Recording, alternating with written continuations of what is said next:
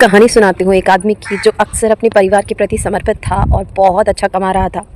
उसका ये मानना था कि परिवार और कमाना ये दो ही उसके जीवन का एक उद्देश्य बन चुका है। धीरे धीरे कमाने में इतना व्यस्त हो गया कि खाने का भी सुध नहीं था, ना समय का, ना थाली में क्या आ रहा है ये पता था। सब लोग उसको बोलते थे कि तुम अपने शरीर का थोड़ा ध्यान रखो, तुम बिल्कुल ध्यान नहीं रखते हो। समय से सोना, पानी पीना, समय से खाना खाना और जो चीज़ें खा रहे हो उनका ध्यान रखना। तुम कभी भी कुछ भी खा लेते हो, इससे तुम्हारा शरीर ख़राब हो सकता है। तो उसका ये मानना था कि चलो कुछ हो भी जाएगा तो मेरे पास इतना बड़ा परिवार है, मेरे बच्चे, बहुएँ, बेटे और मेरी पत्नी, मेरे माता-पिता, कोई ना कोई मुझे सँभाल लेगा। ये उसका सोच थी। धीरे धीरे समय बीतता गया। एक दिन रात्रि में वो खाना खा रहा था और खाना खाते-खाते उसके हाथ से थाली छूट गई और अचानक से उसके पेट में बहुत तेज़ दर्द हुआ।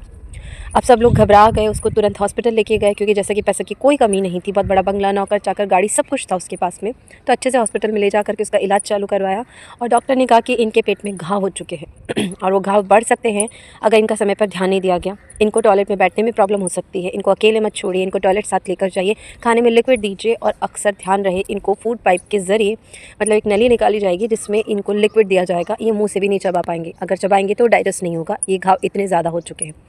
ये सुनकर घरवाले और वो आदमी दोनों घबरा गए। फिर उन्होंने कहा कि हम इन्हें घर ले जाना चाहते हैं। तो बोले 2-3 दिन डॉक्टर के अंडर ऑब्जर्वेशन के बाद आप इन्हें घर ले जा सकते हैं। 2-3 दिन हॉस्पिटल में एडमिट होने के बाद उसे सब लोग घर ले आते हैं, ये सोच कर के कि कुछ दिनों में या महीनों में तो वो ठीक हो ही जाएगा। ऐसा करते-करते सब लोग उसके ध्यान में रख लेते हैं, उसके बेटे, बहुएँ, पत्नी, माता-पिता, नौकर-चाकर सब उसका ध्यान देते हैं।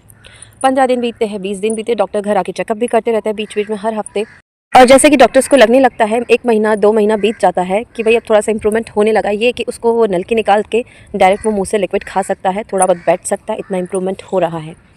तो ऐसा सोच कर के परिवार वाले फिर उसका थोड़ा बहुत ध्यान रखते हैं, लेकिन एक समय ऐसा आता है कि घर में सब इरिटेट होने लग जाता है, ये सोच कर के कि काफ़ी दिन हो गए ये सही नहीं हो रहे और कौन कितना ध्यान देगा। एक दिन बेटे, बहुएँ और पत्नी आपस में बात कर रहे थे कि पता नहीं था कि पिताजी को इतना समय लग जाएगा सही होने में। हमें तो लगा कि कुछ दिनों की बात है, ठीक हो जाएँगे, पेट का दर्द ही तो है, ये तो बहुत लंबा ले लिया। अब उसी तरह से पत्नी भी परेशान होने लगी, बेटे बहुएँ भी परेशान होने लगे। बेटा एक दिन खाना खिलाते हुए पिताजी को थाली में खिला रहा था तो अचानक से उसके पिताजी के मुंह से निकल गया। तो बेटे ने गुस्से में कहा कि आपको दिखता नहीं है कि आप छोटे बच्चे हो जो आपसे खाया नहीं जाता है, हम क्या सारा दिन आपका ध्यान रखते रहेंगे, हमारे पास और कोई काम नहीं है कि हमारी खुद की भी पर्सनल लाइफ है, हम लोग कब से आपका ध्यान रख रहे हैं, अब हमसे नहीं होता।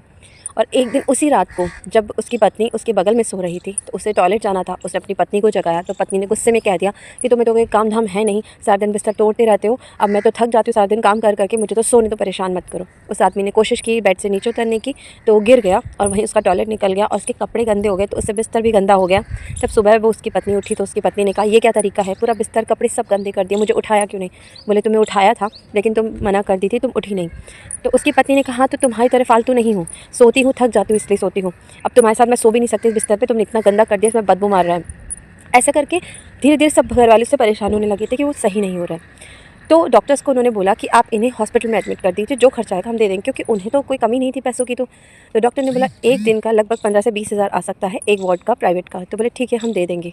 तो उसने खूब मना किया उस आदमी ने कि मुझे अस्पताल नहीं जाना, वहाँ मेरा कौन ध्यान रखेगा। तो डॉक्टर्स ने कहा कि वहाँ आपके लिए नर्सेस है, कंपाउंडर है, आपका ध्यान रखने के लिए, आप चिंता मत कीजिए, क्योंकि डॉक्टर्स को तो पैसों से मतलब था और बच्चों के पास उनकी कोई कमी नहीं थी, वो देने को तैयार थे। एक दिन का 20 से 25 हज़ार या 15 से 20 हज़ार भी देने को तैयार थे।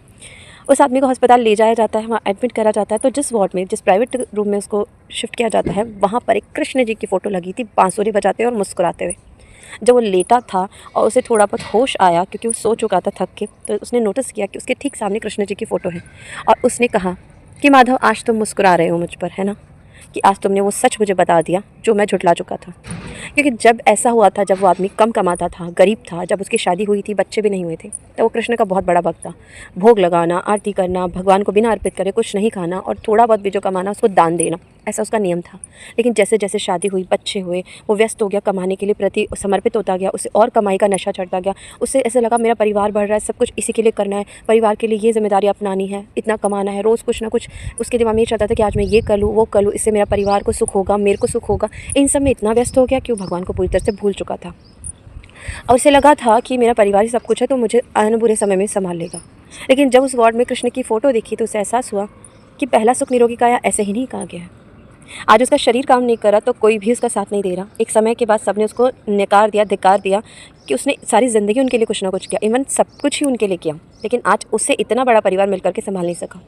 तो कृष्ण ने अंत समय में उसको यही समझाया कि मैं ही तेरे काम आने वाला था, लेकिन तू मुझे भूल चुका था और तू जिनको अपना रहा था, ये हकीकत, ये माया से तेरा जो ये माया का जाल तेरे चेहरे पर पड़ा था उसे हटाना बहुत ज़रूरी था। अगर वो अस्पताल नहीं जाता और श्री कृष्ण की फ़ोटो नहीं देखता तो उसे एहसास नहीं होता कि उसने ज़िंदगी भर कितनी बड़ी गलती की। अपने बच्चों, पत्नी, माता पिता सबके प्रति समर्पित रहा, होना भी चाहिए, गलती नहीं होती। लेकिन सिर्फ़ और सिर्फ यही, उसने ईश्वर को भुला दिया, उसने खुद को भुला दिया, अपने शरीर तक का ध्यान नहीं रखा। देखिए, जब तक आपका शरीर चलता है ना, हर कोई आपको बहुत प्यार करेगा, बहुत प्यारा लगेगा। ये सच है, कड़वा है पर बहुत बड़ा सच है। आप कुछ ही दिनों में सब पर बोझ बनने लग जाते हो अगर आपका शरीर काम करना बंद कर दे। आप चलते फिरते तो सबको बहुत अच्छे लगते हो। कोई करेगा आपकी सेवा, लेकिन कब तक करेगा? कितने दिन और कितने महीनों और कितने सालों तक करेगा? एक अंत समय में हर कोई फेड अप और इरिटेट हो जाता है और फिर वो आपको बोझ समझने लगता है। एक ईश्वर ही हैं जो आपको कभी अपना बोझ नहीं समझते, क्योंकि परमात्मा की देन हो, आप परमात्मा के संतान हो और आप उन्हें भुला करके सबको याद रखते हो।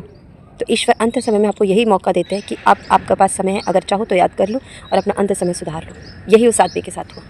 जो वार्ड में पड़े पड़े उसने भगवान का जप करना शुरू किया तो धीरे धीरे उसकी तबीयत भी ठीक होने लगी। वो वापस आया लौट करके। फिर परिवार ने उसका स्वागत किया बड़े ही चाव से कि अब पिताजी ठीक होकर आ गए।